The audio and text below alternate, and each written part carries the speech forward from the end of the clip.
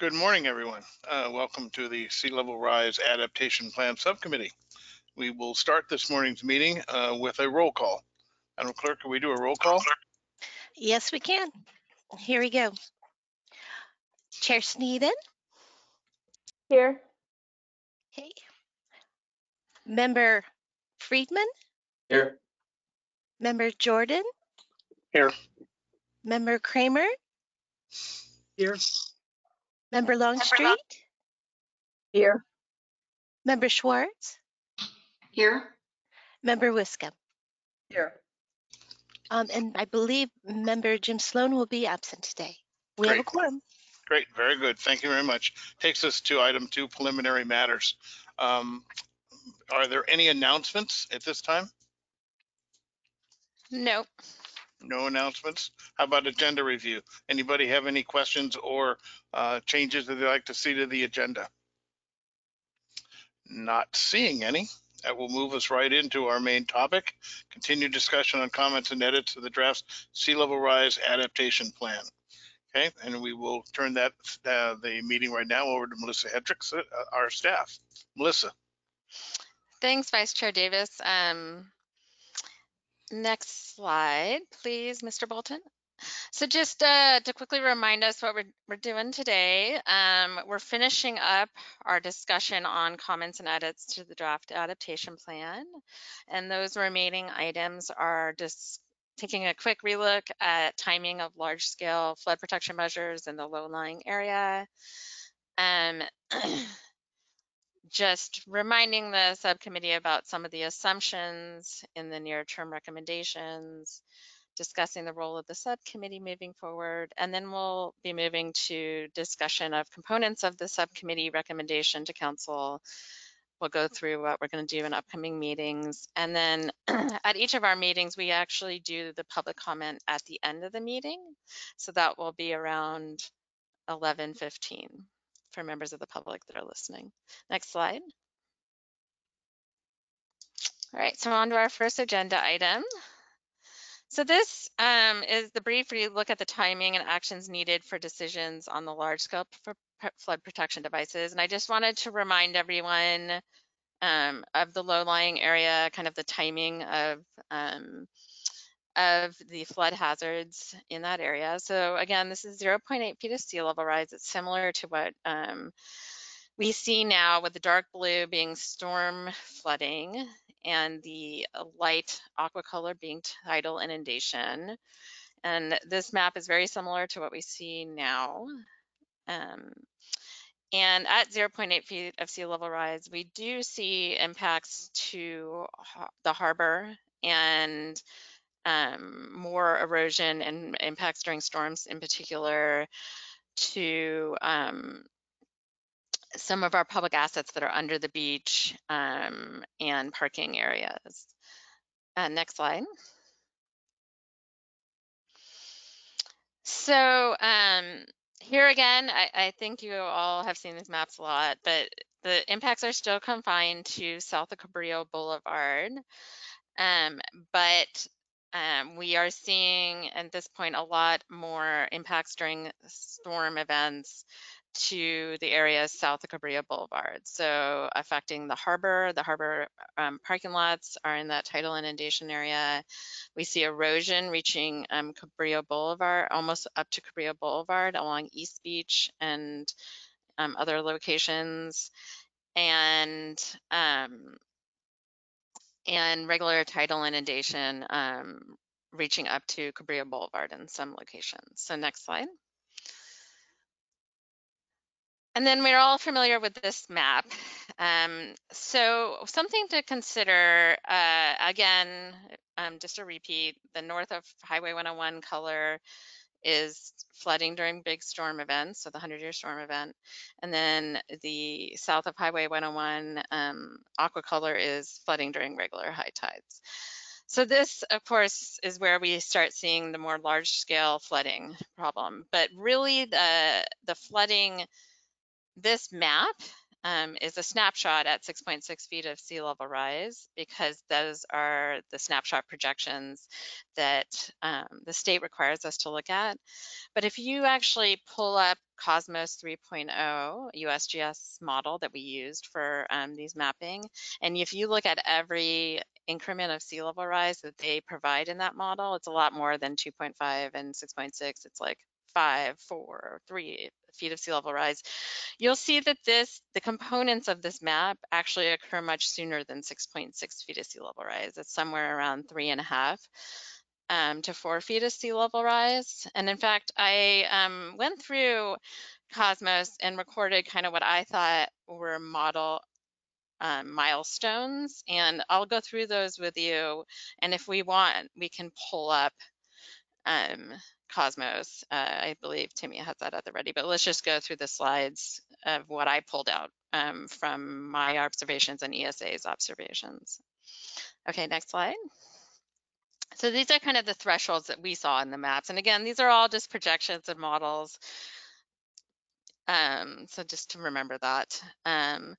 So as we reach 2 feet of sea level rise, assets close to the shore could be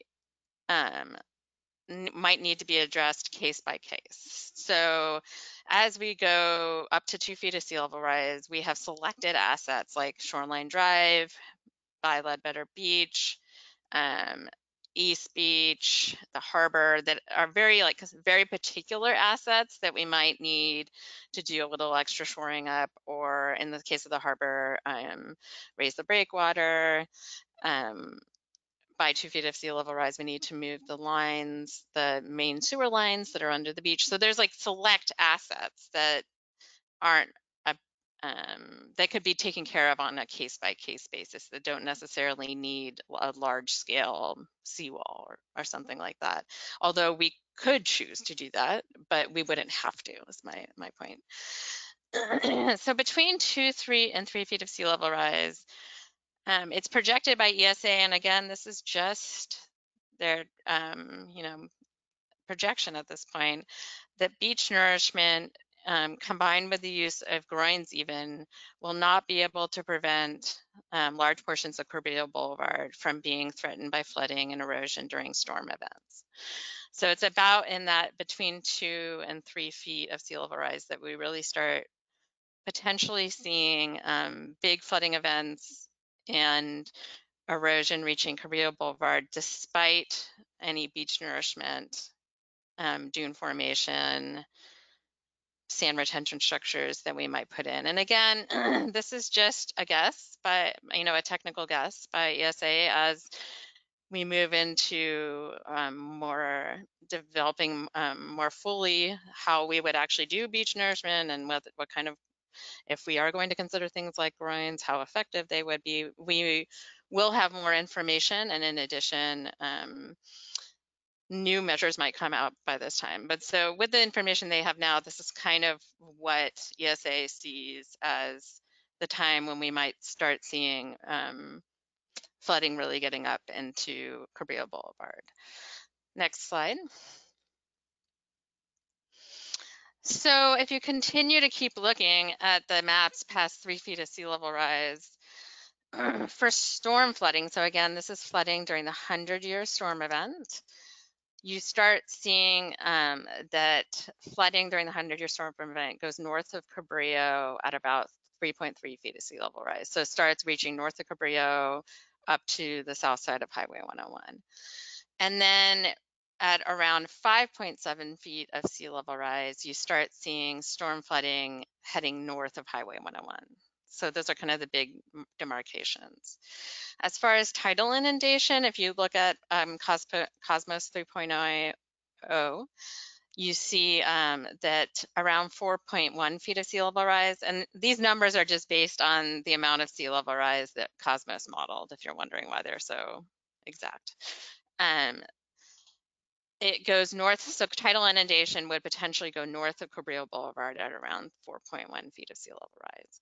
So I think my summary on next slide.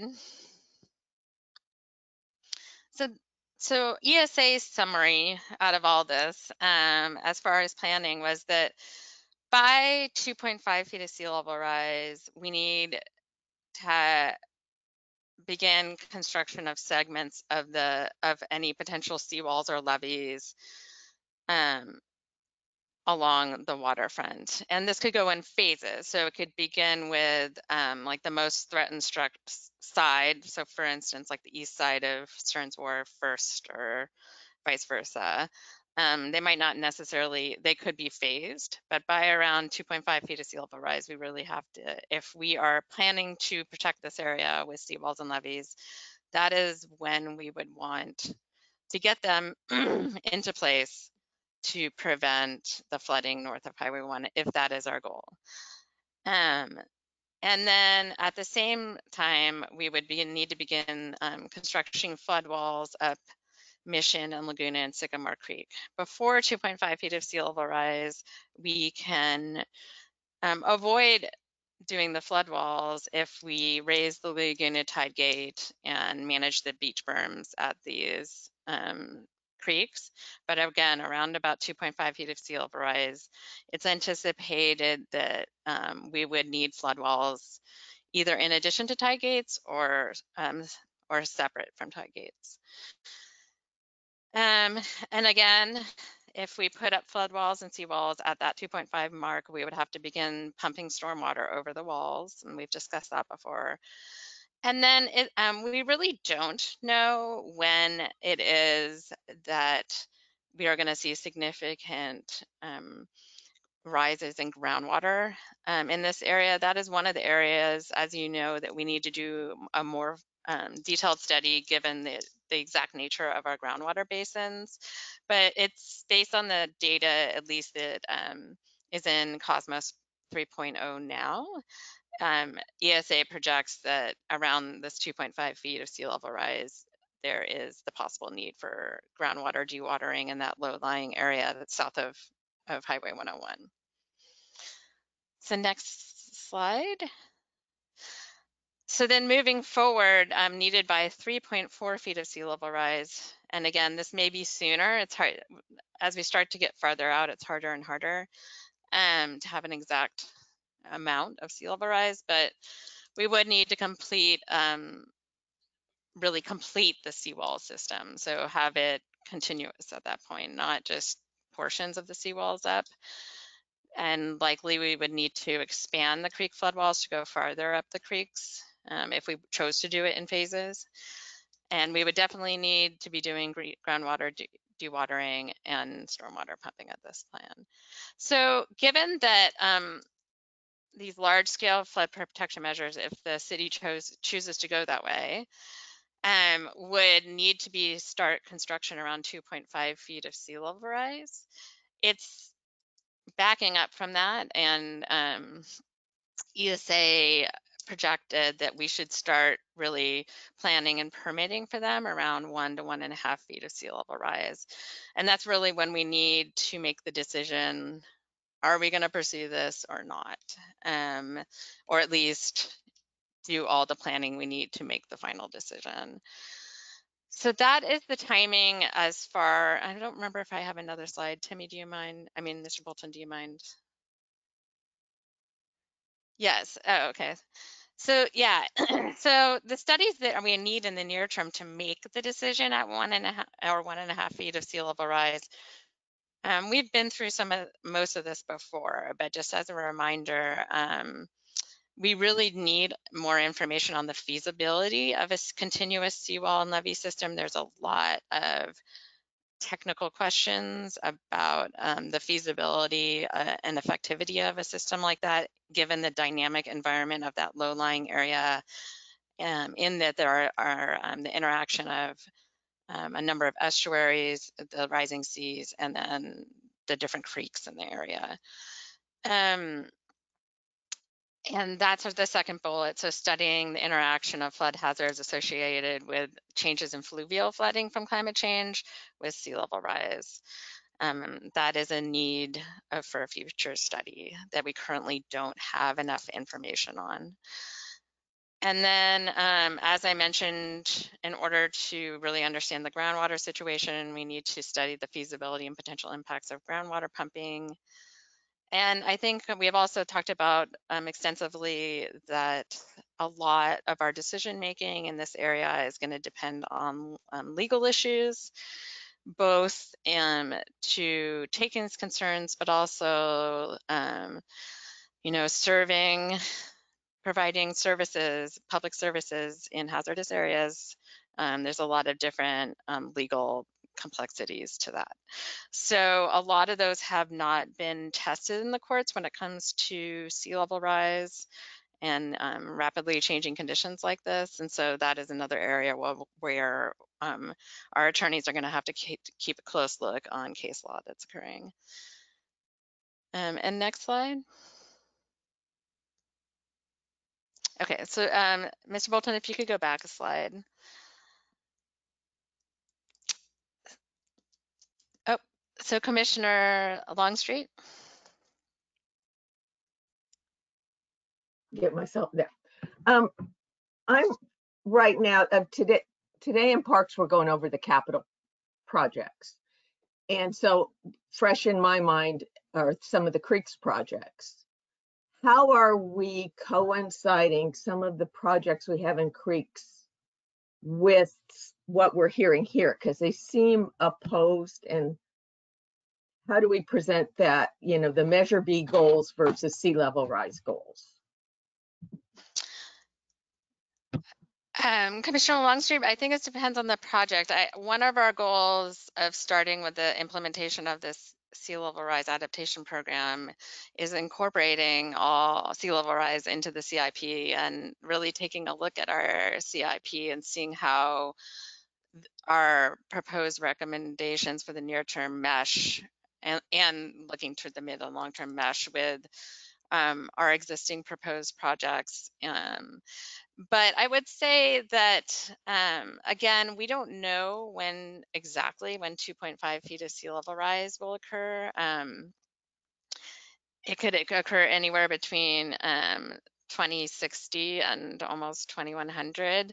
And so we really are looking at a phasing situation, and the recommendations in the adaptation plan, if we are going to wait to put flood walls on the creeks, would require modifications of those creeks in the interim. So raising the Laguna Tie Gate, the project that's proposed now by Parks at the bird refuge actually does help flooding quite a bit for the next several years, and will help flooding on Cabrillo Boulevard. I think it really depends on which project you're talking about. I know with the Andrew Clark Bird Refuge project that we have talked to park staff about how this works into phasing for the sea level rise plan. And we have talked about, hey, you're putting in this weir now, in the future you might have to raise it, and that's fine. It wouldn't require reconstruction of the whole thing. So I think we are trying to work our phasing and sea level rise projections into these projects. I think one of the great outcomes of the presentations that we just made to all the different commissions and staff was you know, raising the awareness of this issue so that it is thought about these projects. But it's one of those things where we're going to have to force ourselves now every time we propose a project in these areas to think about how we are phasing it and how that fits into the overall picture. And I think communicating it is important, because otherwise it looks like we're operating in silos again. So I just want to make sure that when things are communicated, that they, you know, we have considered all this. So thanks. Yeah, and Commissioner Longstreet, I actually think that's a really good comment that we can certainly work into when we talk about the adaptation program at council. That one of the goals is so that we're not working in these silos. I think that's a really good comment. Yeah. Are there other questions or comments about this? Yeah, I do. Hey, go ahead. Me? Okay. How much study is being done of other areas, say of Miami? I mean, it sounded a little bit as though ESA is inventing the wheel, and yet there's an awful lot of work being done on the East Coast on this, I would think. So. Y- Commissioner Kramer, yes. There is a lot of work being done on the East Coast, North Carolina. The Navy is actually Right. doing a lot of work, and in Florida. And a lot of those communities are looking at seawall systems, pumping, and many of the same things. I think ESA's focus is essentially reinventing the wheel, because the specifics of our particular area and the hydrology are, each place is different and the timing is Of different, but course. many of the solutions are the same. And that is something we have discussed as staff moving forward, that it would be nice to get a little bit broader perspective moving forward, of understanding of stuff outside of California, and encompassing the entire nation, and in fact the world, of what's actually happening out there. It's hard to keep on track of everything, but I agree that we need to focus more on things that are occurring outside of California. And that leads me to wonder if it's sort of jumping ahead at the end of this agenda, if this is something that we on the subcommittee could also begin to do some research on, and to participate in these studies. Mm-hmm.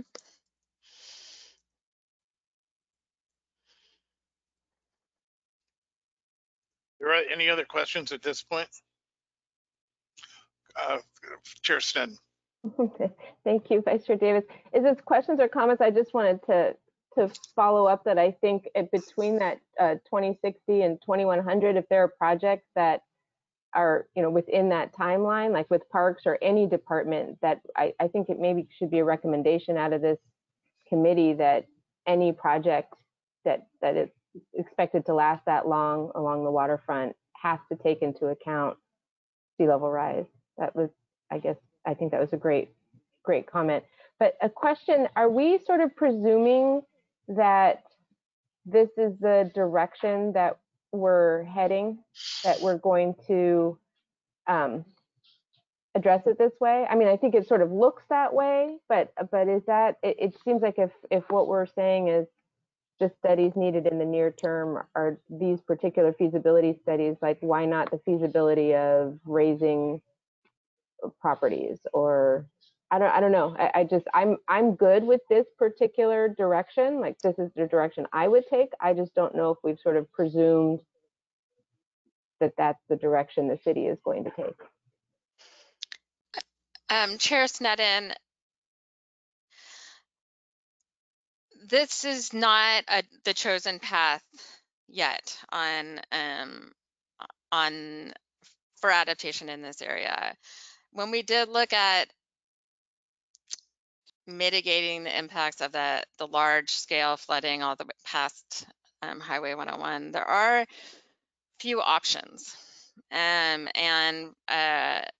If you remember, it's been a while now, but when we went through the options for preventing that large scale flooding, it is, with the information we know now, pretty limited in the number of options. So for instance, like raising grades, it was felt that by ESA that certain areas we could raise the grades, like for instance, the harbor area or like certain road connections, but that it was likely not feasible to raise the grades of like the entire area south of Highway 101. Although that feasibility could again change over time, we'll see, right? But with the knowledge that we have now, it's an unlikely scenario to be highly feasible in the future. Thank That said, you. it's I not, agree with yeah, that. I just want to make sure that when we're presenting, that we're not presenting as if this is the chosen path, and that we've looked at other things, and this might be our recommended chosen path, and maybe we should make that as a committee recommendation, just to back that up, so that when it does go to council, that there isn't, well, what about this and this and this? I don't know, just a thought on that. And then another thought is Caltrans at all interested in protecting the 101? Like, is it worth discussions with them about, I mean, if I would imagine that they're going to be looking at plans along the way. It's just something as we're talking about the 101 in particular. Yes, guess Chair Snedden, they actually have been contacting me quite a bit in relation to this study. So that has been really great to have that interaction. And they just released their own vulnerability assessment and are moving into adaptation planning mode. And yes, I understand on the table for options are protecting and possibly raising portions of Highway 101, but they are still kind of in process of looking at it all, and they are very interested in coordinating moving forward. And they're using the same projections? Are they also using? Yes, they're okay, using, excellent. yeah. Okay, thank you. Yeah.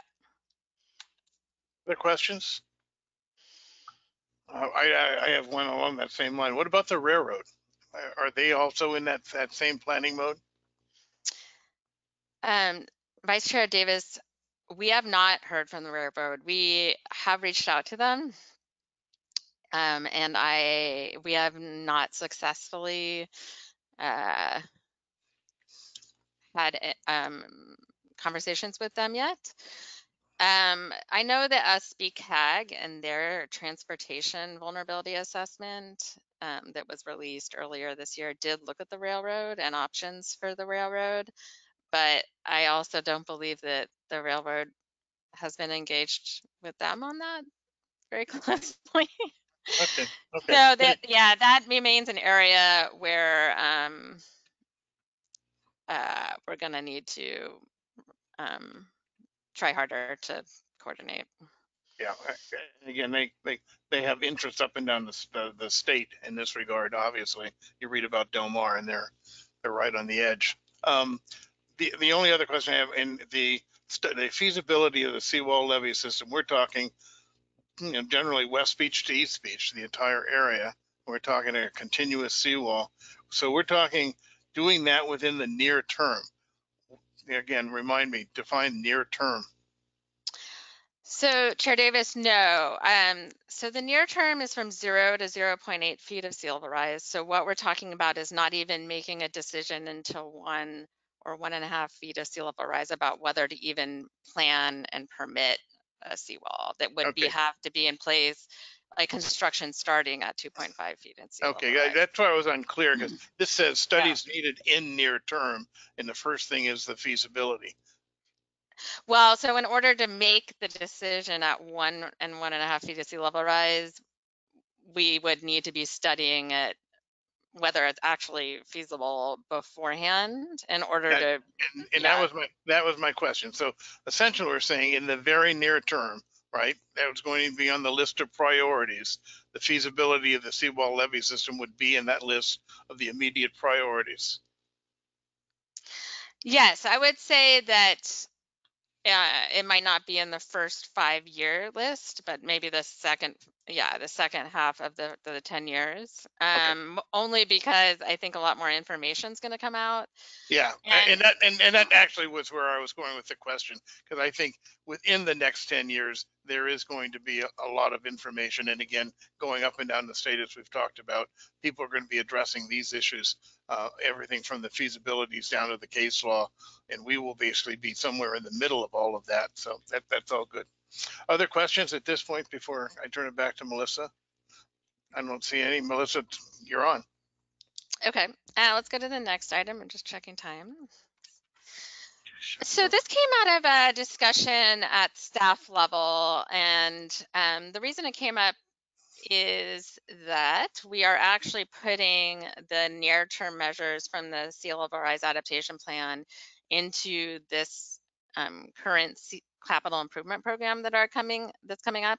In particular, we're putting the measures that are in that category of highest priority for the next 5 years, making sure that those are at least in there, if not all of the measures. And so when council does see the draft capital improvement program, we will have the near-term measures in there, even if they're not funded yet or fully scoped. So out of that conversation, a lot of questions came up at staff about, you know, what are the assumptions that these near-term actions in their recommendations make? Like, what path is it putting us on? Very similar to what Chair Sneddon mentioned, like, hey, it seems like we're on this path. Like, so what the question that came up at staff level, by identifying or pursuing these near-term actions, are we making certain assumptions about paths forwards? And so we have talked about these as a subcommittee before, but I just wanted to kind of circle back and make sure that the subcommittee understood that in these near-term recommendations, there are a few assumptions of how the city is planning to move forward that should be considered. So one is, and we've talked about this one quite a bit in the past, but we, in the near-term recommendations, does make the assumption that we are planning to protect the harbor, at least through the mid and near and midterm. So in the near-term recommendations, you'll see a bunch of actions recommended at the harbor, such as raising the breakwater, raising the groins, raising the marinas. So the assumption there is we're planning to harden the harbor. The second one is that we will not be moving the entire El Estero soon, like immediately. We're not going to stop serving the area south of Highway 101 immediately, and so we need to consider flood proofing of the existing system, assuming El Estero is in place for at least the foreseeable future. So this came up in relation to, hey, should we even be flood proofing or removing the wastewater lines south of the beach if we're just going to move the whole system up eventually, or, you know, how is it going to tie in long term? And so with these near-term measures, we are assuming that we are not going to make the decision on El Estero long-term options in the near term. And so in the near term, we need to flood-proof those portions of the system that will be affected sooner, assuming that El Estero will be in place, if that makes sense. And then the third assumption we've talked about quite a bit, that in choosing not to put in the near-term action list an item for large-scale use of seawalls along the bluffs, that we are assuming that the city itself, it would not be funding proactive large-scale seawalls along the bluffs, except potentially where we might see erosion along a shoreline drive threatened. So that is an assumption, at least for the near term. Are there any questions or comments about these or other assumptions you can think of? Commissioner Schwartz? Oh, thank you, Melissa. A question on El Estero. What would be the timing of identifying the cost to flood-proof so that we could determine what that is and if it's really feasible, it's practical, as opposed to planning to move it? Because right now it seems like this bullet point makes an assumption that we can flood-proof it. Do you have any thoughts about that? Commissioner Schwartz, yes. So I just actually spoke to Mr. Hagmark about this.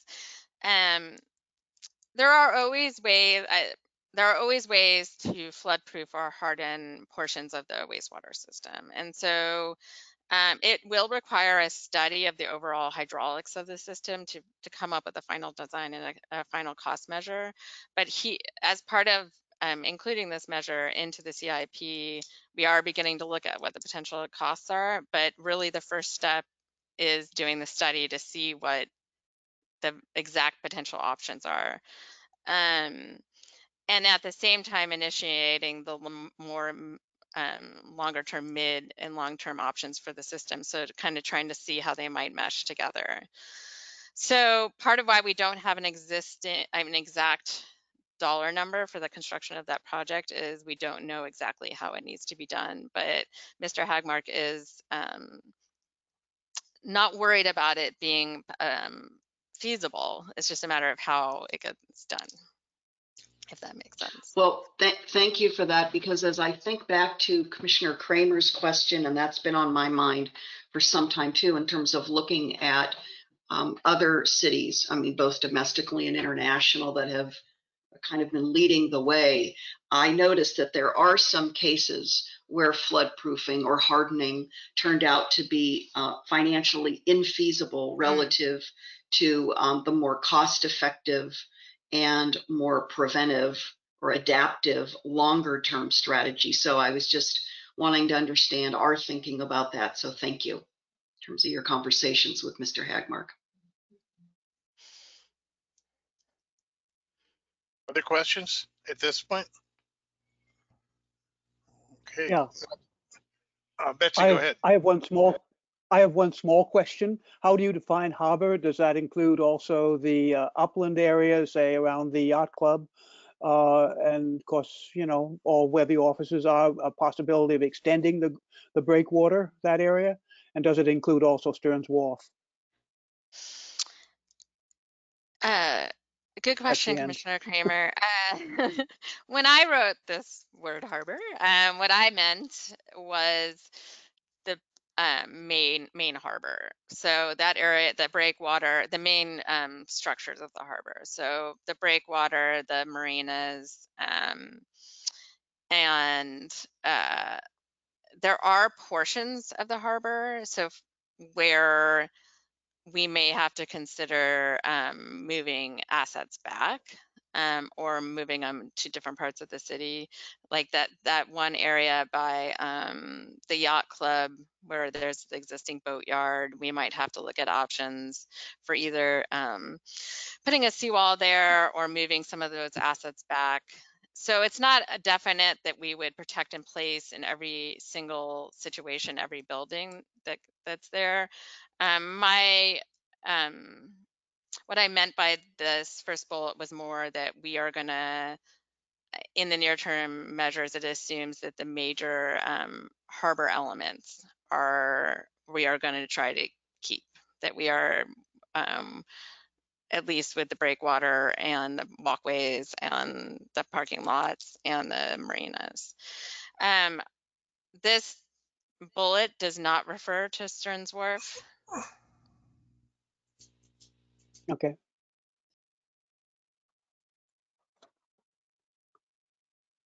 Okay. Okay, Melissa, you want to move on? Okay, thank you. Great. Yeah. All right, next slide. So this was a discussion point that's been brought up by a few commissioners, and I'll just let you know what's been talked about at the staff level, but I would love to hear your comments. Previously, the subcommittee had discussed putting a near-term action measure into the adaptation plan, recommending that we retain the interdepartmental sea level rise team and the subcommittee moving forward. And the question has come up more recently, well, do we need to retain these committees and interdepartmental teams in the form that they are exactly in right now? Or as we move forward into implementation and potentially moving this program into the sustainability department, would we want to see maybe the committees change a little, or combining committees with the sustainability committee? And so there was the idea of potentially changing the recommendation to instead say, hey, we want to move forward with basically this concept of having an interdepartmental team that works on this and a subcommittee that works on this, but maybe it doesn't need to be the exact form that it is now. It could be maybe combined with the sustainability committee, or that committee could objective and makeup could change to serve both purposes. And so staff really did want to hear the subcommittee's comments on this and thoughts moving forward. And I believe this was also a discussion point that was raised by Vice Chair Davis. So I don't know, Vice Chair Davis, if you want to speak to it too. I'd like to hear people's comments at this point. Okay. Leslie, go ahead.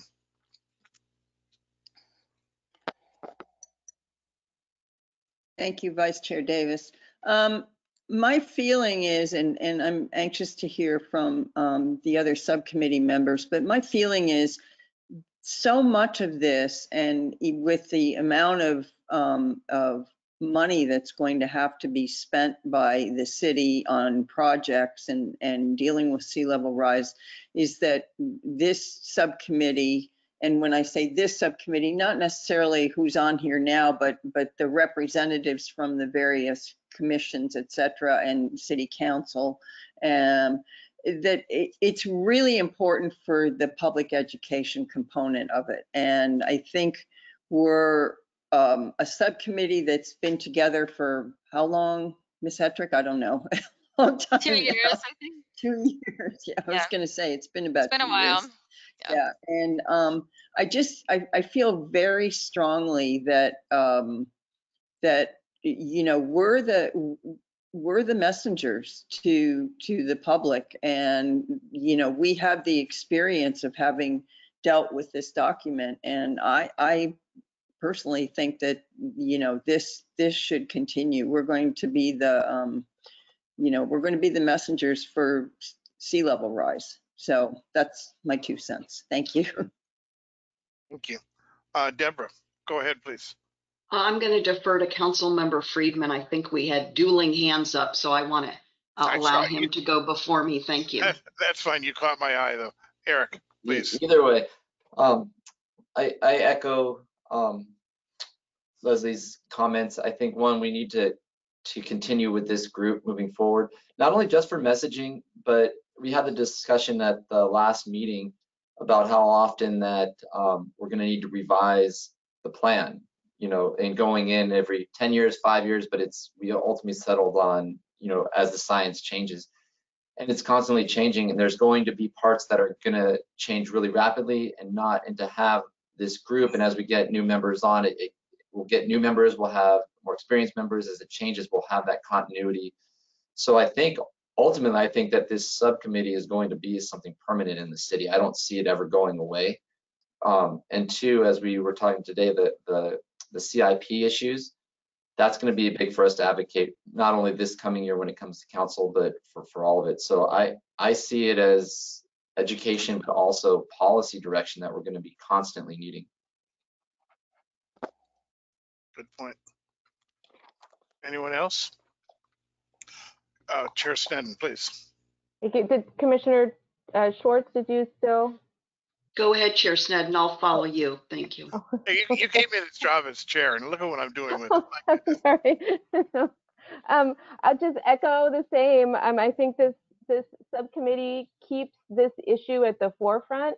It legitimizes it. It builds public trust that we are addressing this and looking at these things when people have a question about, well, have you thought about this, or have you looked at that? That this is a place where the public can bring that, and we can address those questions. I think just the public education piece, yes, but also prioritizing the budgets. It's something that I really have continued concern about, that we know these things need to happen, but we're not necessarily budgeting in the long term or even the short term for these. And so out of this committee, or some format similar to this committee, but I think this is a great committee, can be making those recommendations, reminding council to make this a priority in terms of funding. And then to what Commissioner Longstreet mentioned, she brings up parks and a project that's going on there, and how do those combine and how do those intersect? And this is a great place to be bringing that up and mentioning that. So maybe the function, we won't be looking at the vulnerability assessment, we won't be looking at the same issues of this report, but prioritization and recommendations to council after we've really dug in and had the input of all the different boards and commissions, I think is just invaluable in keeping this in the forefront. It has to be integrated into everything we're planning, I think. And there will be other questions about whether the work of this will fall under sustainability department or which department, and those are things that we can help with in advocating. And then certainly what Councilmember Friedman said about how we're going to need to do advocacy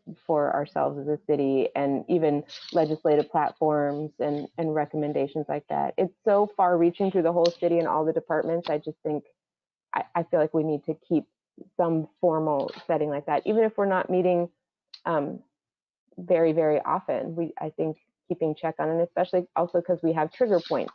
So when we reach those trigger points, then new priorities may reorder out of that. So yeah, I think this has been a great committee. And Ms. Hetrick, I think you do fabulous work with us. Thank you. Here. I second that. Commissioner Schwartz, I'm so sorry, Deborah. Oh, not at all. To pick up on themes that I've heard from Commissioner Wiscombe, Chair Sneddon, Councilmember Friedman, and then just to move that forward, I feel strongly that this is a diverse and and a representative subcommittee. So I think our diverse backgrounds and perspectives and yet consistent passion about this and dedication to seeing our city move forward in a very enlightened and responsible way will really serve our community overall. And I know that now more than ever, the community, the public is yearning for transparency, public engagement, education.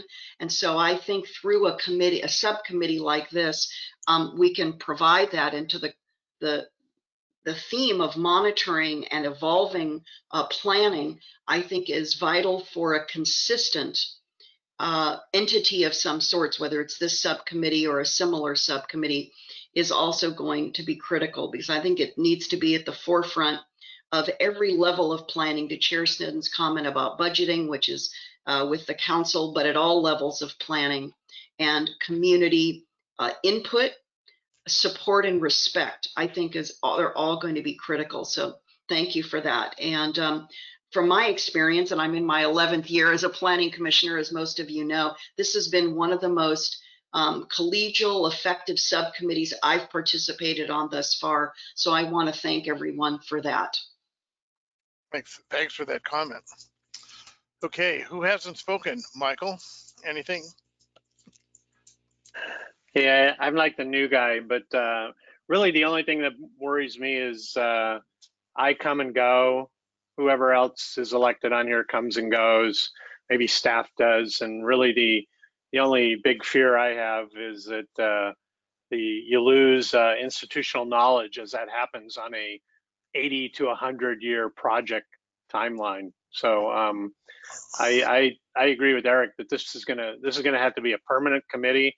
You're gonna have to probably chase Dan Gullett when he moves over to traffic again or something, and drag him back over.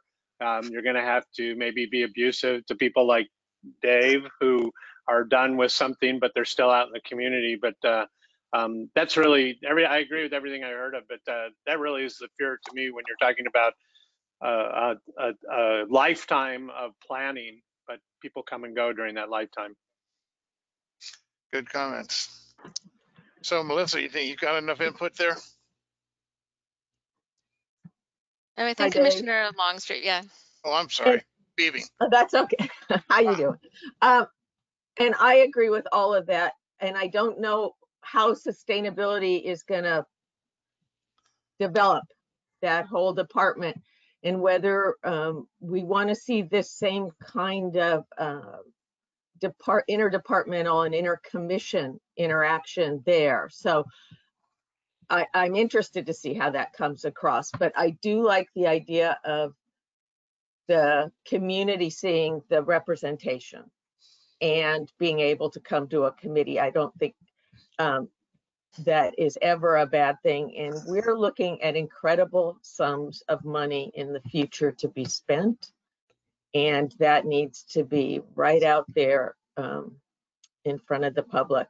And like Councilmember Jordan said, people are going to come and go, but this keeps the continuity by having a commission. You make sure that those plans don't go up on the shelf and only are drawn out at the last minute when we're facing an issue. So thank you. Good, thank you. Betsy? Okay. Yeah, hi. I would agree with everything that's being said about the importance of continuity and public transparency. I would suggest also that there'd be more publicity about this subcommittee, the meetings, and that more availability of what's been discussed and talked about. I think it's it's sort of I would say, hidden. On each of the Harbor Commission meetings, we do talk about it. It's on the agenda for the next meeting as to what's been discussed, but I don't know if that's so in other commissions. And I've heard from someone in the community who's pretty knowledgeable that he finds it very difficult to read and understand the maps, and that surprised me a lot. And because I thought, on the computer that they're very large, but he didn't, and wondered if there could be large posters around town or in some place that people can see. Of course, it's difficult with COVID problems now and the library being closed, but my impression is that the public, whatever the public is not too aware of what we've been doing. So for what that's worth, I hope it continues. Thank you. My only comment would be to echo everything that you've heard. I think this committee will evolve over time. I think both, and I go to Councilmember Jordan's comment, it will obviously change personnel, but it will change in its composition, its agendas, and its need over time, and that will be good. But I do know that right now, as we move into development of the implementation plan and discussion of immediate priorities, the continuity of this committee basically be really highly important. So that'd be my only comment, and wrapping this particular section up, unless I've missed somebody else again. Okay, Melissa?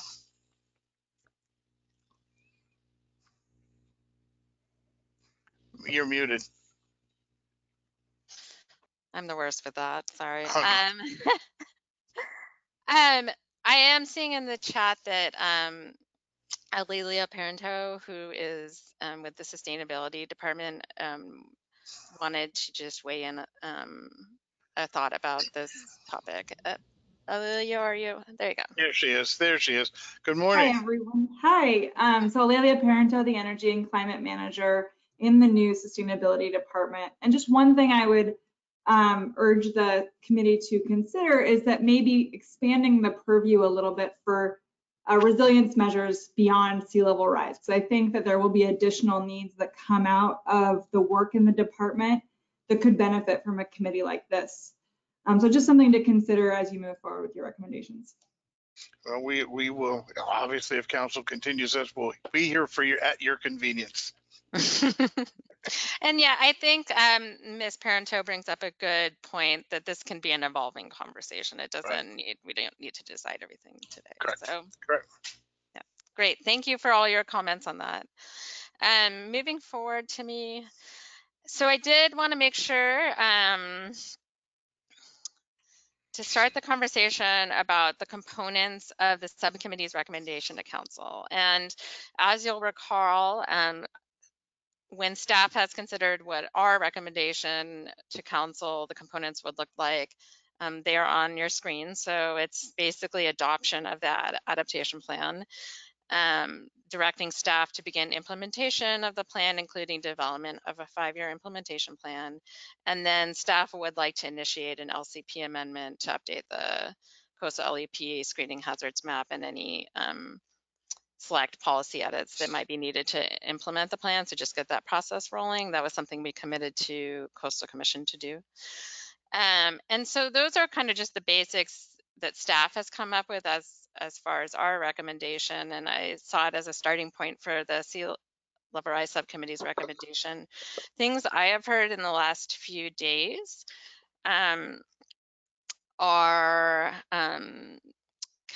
Chair Sneddon brought up that part of the recommendation should potentially be that development projects in the shoreline area really should be factoring in this plan into their phasing. I think in some of these recommendations, something that the subcommittee might want to consider is that in some cases we could add them into our near-term measures where we do kind of outline some of these things, like how we're going to move forward, versus do we really want to highlight it very specifically in the subcommittee's text of its recommendation. So something to think about on that.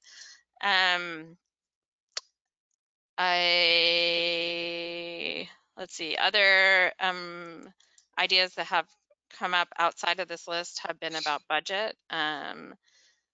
And Chair Sneddon, did you want to comment more on that? Sure, thank you. I really think it would be a good idea out of this subcommittee if we agree to make a recommendation to council to have this be a line item budget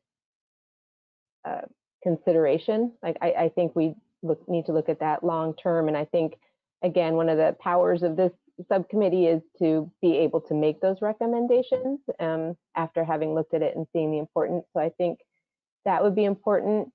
And then I had a question, Ms. Hetrick, about when you mentioned that when you really look at the Cosmos maps, that the trigger points might even be earlier. And I'm actually kind of concerned if we're doing too coarse of a jump between trigger points, if we might want to look at that, about some of those that you said that wound up on the 6.6 map actually occur sooner in there. And I think, you know, if there are budget considerations for that or different trigger points that we need to look at on a finer scale, I'm just in future meeting interested in looking at that too. But the budget thing, I just can't imagine what would be more important really coming out of this than that council knows fully and the public knows fully that this is going to be expensive and we need to take it seriously in that way.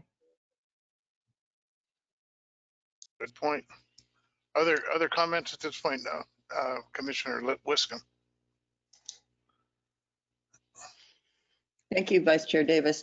My only other comment on this is, again, it's related to the public. I agree with Councilmember Sneddon that that I don't know exactly what a line item would look like or how much money gets allocated in a CIP, you know, from Parks and Rec or CIP from the Harbor Commission into this. I'd like a little more detail on that, but I think that's an interesting idea.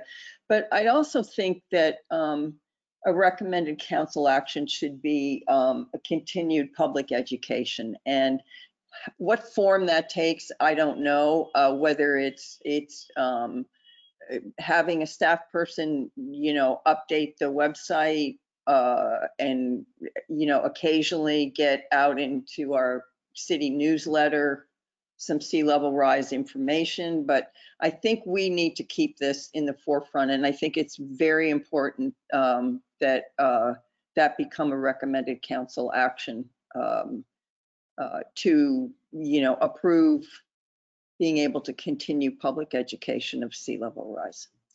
So that's my only comment. Thank you. Thank you. Anyone else? Eric, Councilmember Friedman. We're informal here. It's fine. I got that. I'm not, you know, over at MTD, I'm on a first name basis, so Yeah. I run my meetings fairly loosely. So, Yeah. Councilmember Friedman.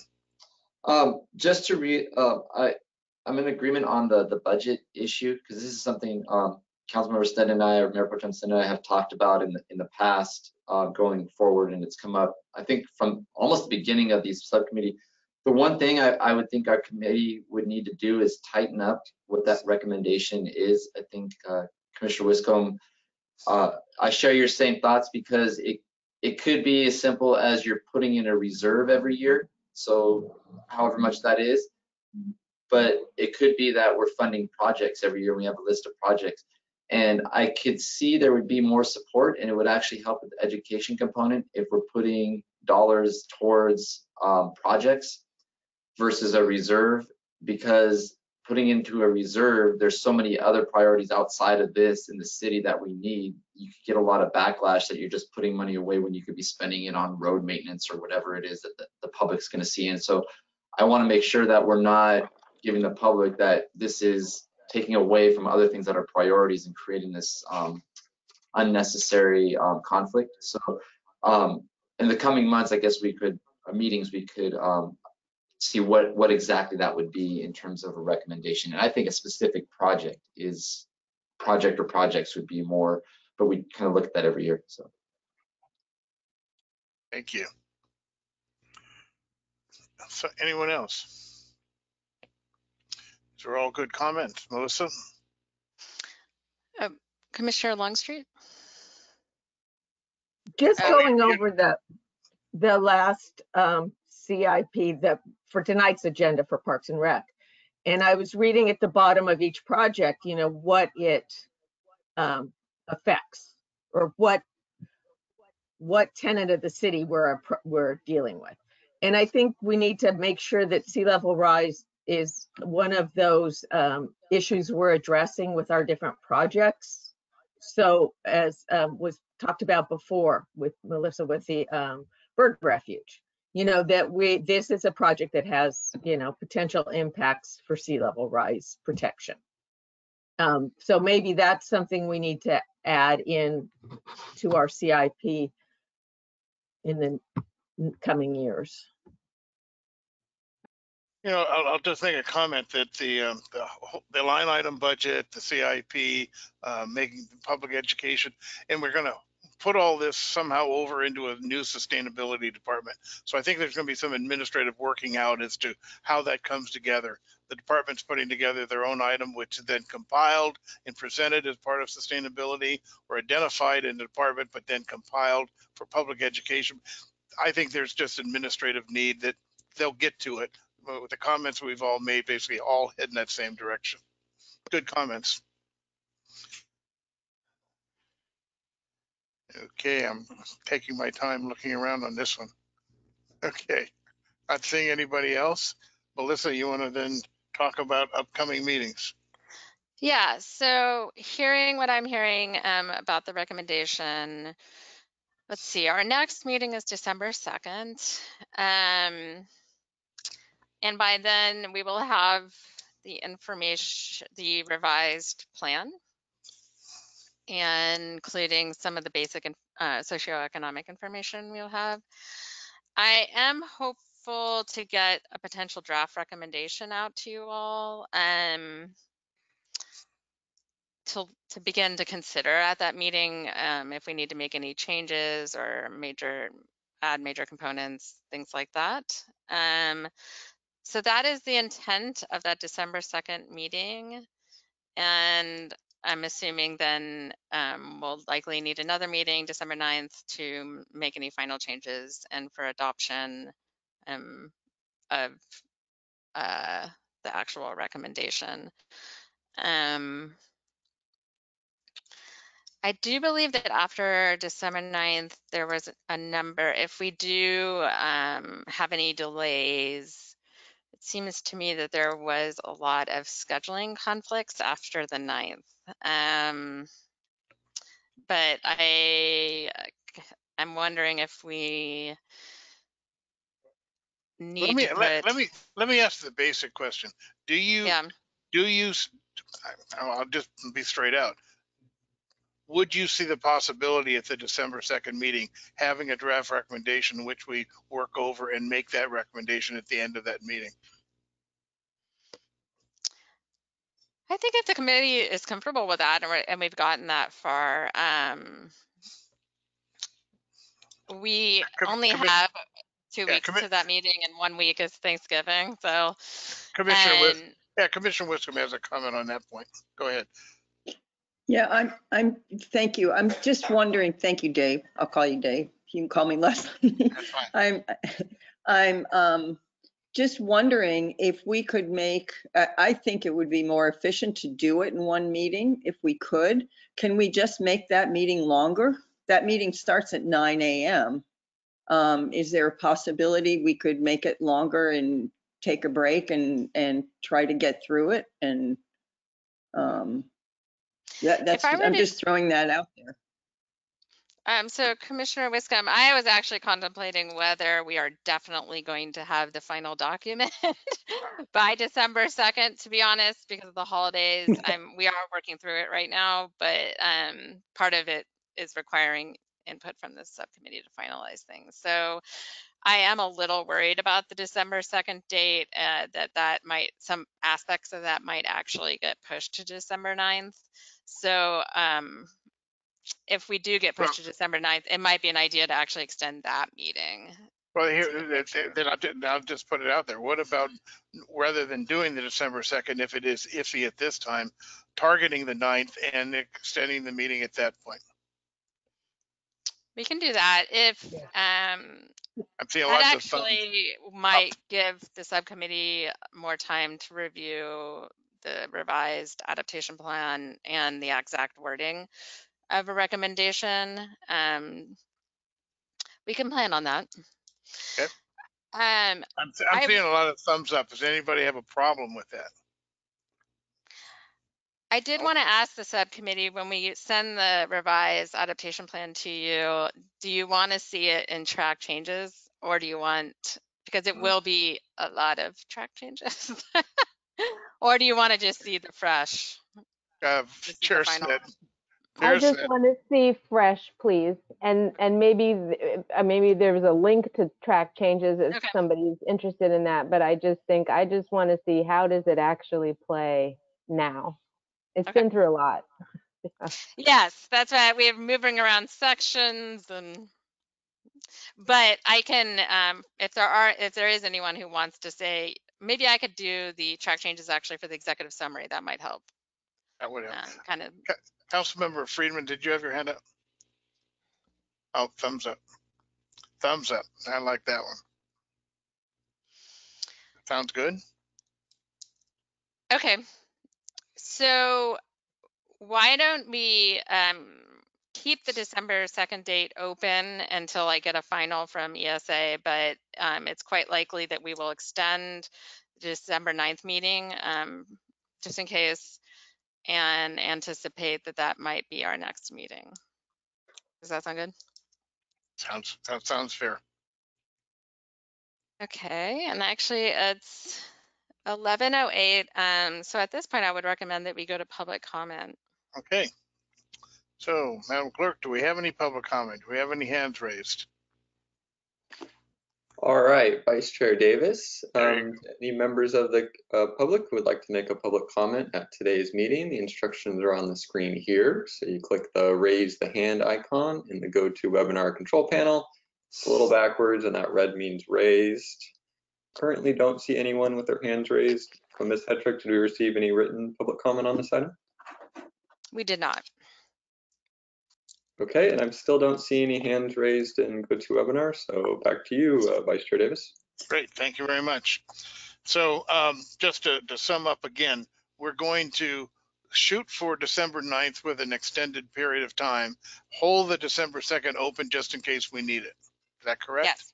Okay, good. Okay. I'm always afraid to cancel a meeting. Just I in understand. case. Their schedules are very hard. If we have it on our calendars and we need it, we can use it. But our target right now is the 9th with an extended time of at least 2 hours. Okay, yeah, I will take a look at that. Okay, good. Okay, we come to the end of our meeting. Is there any other comments people want to make before we adjourn? I have one. Councilmember Friedman. It's just for everyone coming in December. The Coastal Commission meeting of the 17th is the local workshop with all the local. They did it last year, so it'd be a good opportunity to fill in and see how the interaction with local and coastal commissioner staff is.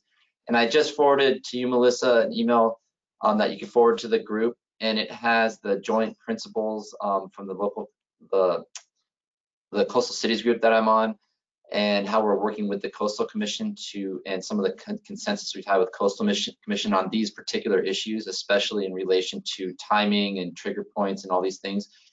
So it's a good link you can read, and it was from the last meeting that was on there, and it's their staff report. So it gets into right everything we're discussing today. So I just want to put that on everyone's radar. And if you could forward that when you have a chance, Ms. Hetrick. Thank you. Yes. Excellent, excellent. Anyone else before we adjourn? Commissioner Wiskin. Leslie, please. Thank you. I just want to thank Melissa for everything. I think she's done an absolutely marvelous job here. And she's, yeah, Deborah's clapping her hands. I'll clap my hands. Couldn't have done it without my team. And yes, thanks to your team too, including Timmy, who's been just very useful and extremely knowledgeable in a lot of different areas. So thank you very much. And I just wanted to say, although this Thanksgiving looks different, happy Thanksgiving to everybody. Yeah, Thank you. I was going to wish everyone a happy and safe Thanksgiving. So thanks for bringing that up, Leslie. Good point. Okay, everyone, we're going to adjourn the meeting 11:12, and we are gone. Bye, everybody. See you on the 9th, if not before. Bye, everyone.